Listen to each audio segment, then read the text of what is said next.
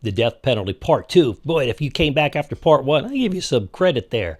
Anyways, part 1 was a little bit direct, but that was great. That was intended to set the stage for parts 2 and 3. Part 2 here, the death penalty or capital punishment, is called Be Guilty, America's Guilt Culture, Justice Part 2. What started this whole talk was we become a nation of guilt, and I'm going to explain that. I kind of wanted to lay out the death penalty and its significance, kind of what it means and is it right or wrong from a biblical perspective in part 1. But we in America are a nation of laws, and if we don't properly and swiftly, justly execute the law, we end up quickly becoming what? Lawless. But today, I want to shift gears a little bit, and same subject matter, but I'm going to show you what happens when we fail to enforce the law due to our guilt culture. Let's get started.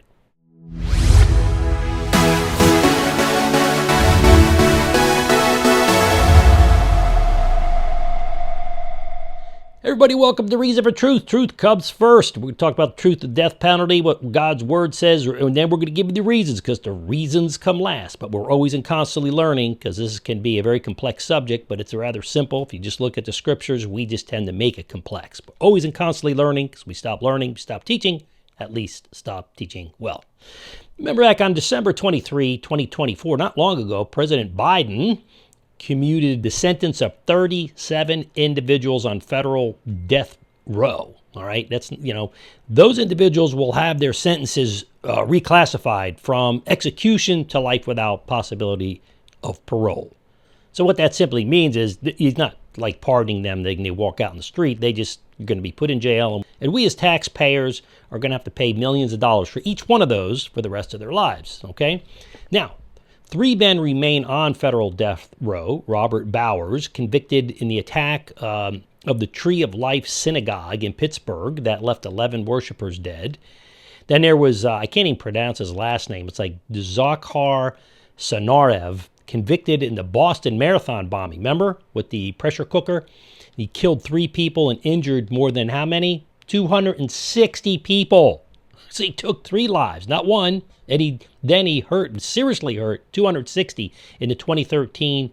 And then there's, right, remember that. Then there's Dylan Roof, convicted of fatally shooting 9 people in the Mother Emanuel Church in Charleston, South Carolina, 2015. Same thing. Would be a political mess, and to go ahead with the minority communities. So why did the president treat 3 different from the other 37? I'd submit simply that Biden I think he's an extremely immoral man when compared to the biblical norms. I won't compare him to other politicians. I don't mind saying that. The standard of the Bible, and so is pretty much his entire cabinet and his press secretary to sit and lie. I mean, they treated the 10 Commandments like they were wrong, like 10 Commandments were wrong, and they were right. But anyways, as such, we've moved past that. But he not only rejects biblical standard, he rejected, but also the mandates. I mean, to be convicted of death penalty and then reject that and reverse that is to go against God, which I think is, he'll hear about it. He's old. When he goes on to be, to face his maker and face God face to face, I think he's going to say, whoops, I think I made some error there. But anyways, the psychological term to describe a person who blames another person for which he is guilty is called what? Projection. Many of us have heard that term, projection. And why do I say that? Well, I think that's what's going on in politics today. Because you see, politics, we say, why, Steve, why are you bringing up politicians for? Well, because they're the ones who make the laws. But laws can be immoral. Laws can be moral as well, right? Depends on who morality you're talking about. Some people would say, well, that fits my morality. Well, I'm telling you, biblical morality is the true morality, and that's what the Constitution, that's what U.S. law is built on. It's called common law, and it's based on the 10 Commandments and the biblical truths. So projection, to go back, is a defense mechanism whereby an individual attributes their own accountable thoughts, feelings, maybe something they did, their behaviors, to someone else. In other words, hey, man, you do this. And you ever seen that? Everything you hear on the TV, oh, they're this, they're communist, they're Hitler, blah, blah, blah, blah. You look at what they're doing, and then you compare them against the true Hitler, and you're saying, well, that's you, not them. But for example, a person who is feeling angry may accuse others of being hostile and aggressive. This, in turn, often allows the individual to avoid confronting their own feelings or actions by externalizing them. It often morphs into narcissism, which, because it's unchecked, they just get such an ego, get away with it over and over and over. They begin to think they're right, which can be an incredibly challenging and painful ordeal, as the entire country has experienced over the past 4 years under the Biden administration. Lawlessness, and saying, well, things are good, when people are being raped and murdered and pillaged and cities burned down and police officers blown up or executed inside their police cars, which happened in New York City. Politics in general are corrupt. But listen, it's wrong to call all politicians or people equal violators of the law. It just is. Equal sinners, yes, perhaps, but equal violators of the law, no. This past administration led to the lawless criminals being let out of prison, who in turn, which happened as well, and other countries who let their people who were mentally unstable and their criminals go in the United States, namely Venezuela, Chile, and places like that. What happens? They came here to steal and murder. As such, there is culpability on behalf of all prosecutors and politicians involved. This begs the question, though, as to why people don't support capital punishment or the death penalty. And I think this is why George Soros in particular, that's one nut who just hates humanity in general. He probably doesn't like it because he knew he'd be first in line for all the things he's done. Death penalty and the truth are 100% consistent. Remember, the truth is always backed up by the facts and the truth, right? Truth comes, reasons come last, and that's what we want to hopefully provide with you here. Anyways, if you feel this is political, this is just where we're living, folks. This is not a political channel, but when, politics are not void of morality. If so, then what moral guides? Somebody's morality guides politics. And today I want to go ahead and try to meld these two because I don't think we can separate them. It seems for political reasons, though, that if you don't believe the death penalty, it follows logically you would be consistent in that belief. Set all that aside, the best way to get into the truth, to discover the truth and in truth, you don't have to make sense of mankind's inconsistent moral standards. Man's morally is always inconsistent in relation to morality, or I should say money and power and political favors and sinful agendas. You have good people that will say, well, I'm just going to do a deal because this is the system that I'm born into. But that's not an excuse. Like saying, well, I go to church every Sunday. I'm a deacon or an elder, but you know what? I got to help that person or help myself, so I'm going to go steal. Well, that doesn't make any sense. God's morality is 100% consistent. Man's is not.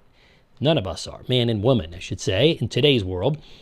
Listen, he doesn't care how much money you have. That's God, or what your position is. While God is a God of mercy, if you did the crime, you got to do the time. In other words, there are times for mercy, but there's also consequences. And in the case of murder, they can't be overlooked. Stealing a pack of chewing gum and returning to the store to confess that makes sense, right? But stealing a pack of chewing gum is not the same weightiness as taking a life of another. They're both sin. 100% sin, but one is more weightier. It's an ethics and morality question. This falls under ethics and morality, by the way, in the sense that different crimes have different weightinesses. How about that? Probably made that word up. But that's discussion for another article, another episode. This leads us to ask why people don't support the death penalty, and what does God say about the death penalty? Well, I'd submit that it comes down to a malformed cultural understanding of the truth and morality. In other words, America's culture has become unbiblical. No different to see the death penalty or corporal punishment or capital punishment, rather, is the same. So each country has their own cultural leading, by the way. Take, for example, Japan, which has a sinful shame culture. And I'm going to go ahead and hit that next. And that's going to do part 3. Maybe we'll go part 4. But I want to talk next about our guilt culture versus the shame culture. And then you're going to understand a little bit more about what I'm saying. So thanks for tuning in. Make sure you do a couple things. Boom! Make sure you give thought. Read those scriptures that were in part 1 in Genesis and Leviticus. Make sure you see what God's word says about the death penalty. Then get in prayer. See what God says. Then look at all the things I'm saying, and then go through this series. It's important because I think the death penalty is coming back, not only here but around the world. Certainly in the United States, it's going to be more widely applied, especially with the now that drug cartels has been called, rightfully so, they have been categorized by the federal government under the Trump administration as terrorists. This is going to become a real subject. Another reason why I'm hitting it. So listen, thank you for tuning in. Make sure, boom, join my community. After you subscribe, bam, hit that subscribe button. Great way to support our channel. Then make sure you join me in my community. Doesn't matter what country you're from. You can go around the paywall, StephenGarofalo.com. It's on the locals. You got to download the app. But listen, easy peasy, go around. You could always support us later financially if you like what I have to say. That's what I say. Say, don't support me up front unless you want to. Do that. Go there for free. We have a couple articles a week and other different personal stuff. Only place I post any kind of things outside of our weekly recording. So God's blessings to you. Thank you for tuning in. Let's keep this in prayer. I'm your host, Stephen Garofalo. This is your Reason for Truth for today.